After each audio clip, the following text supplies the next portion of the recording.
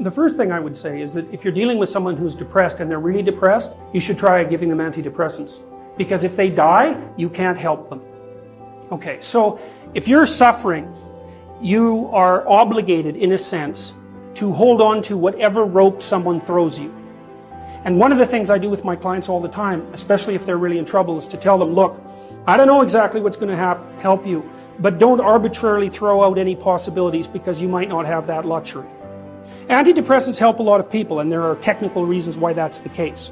So that's a simple answer. It's not relevant to what I already described, except that if you're offered a gift by your society and it works, try it. I don't care what your presuppositions are. Apart from that, lots of the time you see people who are suffering with depression, for example. There's a multitude of reasons, but I'll take one common reason. You can think about it as associated with the story of Peter Pan. Now, Peter Pan is someone who won't grow up, right? Now, the problem with Peter Pan is he gets to be king, but it's king of Neverland. Neverland doesn't exist. So, being king of nothing isn't that helpful.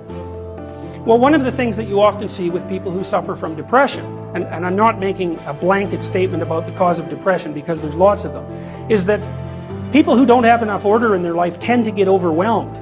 So, for example, if someone comes into me and to see me and they say they're depressed, I always ask them a very standard set of questions. Do you have a job?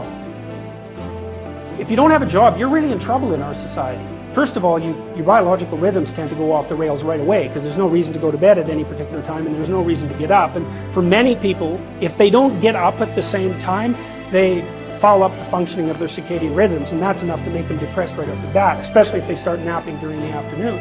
They also don't have a purpose. People aren't good without a purpose, and this isn't hypothesizing. We absolutely understand the circuitry that underlies positive emotion. We know how it works. Almost all the positive emotion that any of you are likely to experience in your life will not be a consequence of attaining things. It will be a consequence of seeing that things are working as you proceed towards a goal you value. That's completely different. And you need to know this because people are often stunned, for example. They finish their PhD thesis and their presupposition is that they're going to be elated for a month. And often instead they're actually depressed. And they think, what the hell, I've been working on this for 7 years and I handed it in and what do I do now? And that's what depresses them, right? It's the what do I do now? Well, they're fine if they enjoyed it pursuing the thing. As long as it was working out, they get a lot of enthusiasm and excitement out of that because that's how our nervous systems work. Most of your positive emotion is goal pursuit emotion.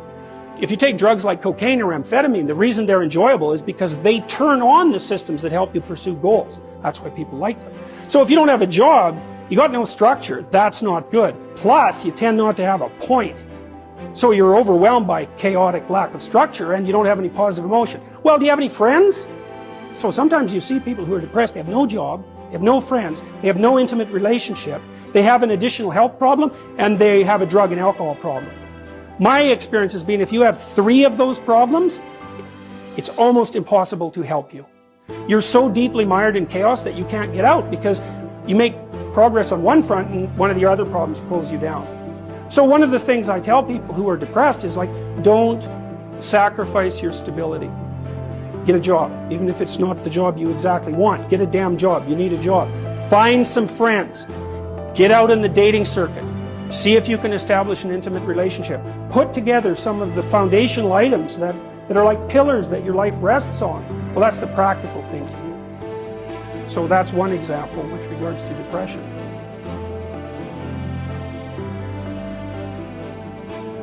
Well, the thing is, you don't just launch it on them, you know. You got to negotiate with the person. And you also got to teach them to negotiate with themselves. And this is something that's very useful to know. You know, you can tyrannize yourself into doing things, but I wouldn't recommend it. What I would recommend instead is that you ask yourself what you're willing to do. It's a really effective technique. It's like a meditative technique. So, for example, you can get up in the morning and you can think, well, you know, I'd like to have a good day today, so I'd like to go to bed tonight without feeling guilty because I, didn't do some things I said I was going to do, and I'd like to have kind of an interesting day. So you got to fulfill my responsibilities, and I want to, enjoy the day.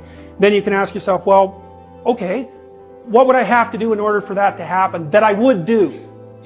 And the probability, if you practice this for 3 or 4 days, is your brain will just tell you, it'll say, well, you know, there's that piece of homework that you haven't done for like 3 weeks, you should knock that sucker off because it would only take you 10 minutes and you've been avoiding it and torturing yourself to death for, you know, like 72 hours straight. And if you do that, here's a little interesting thing you can do, and, you know, maybe this is little obligations you should clean up. And so what you do in a situation like that is you teach the person to negotiate with themselves.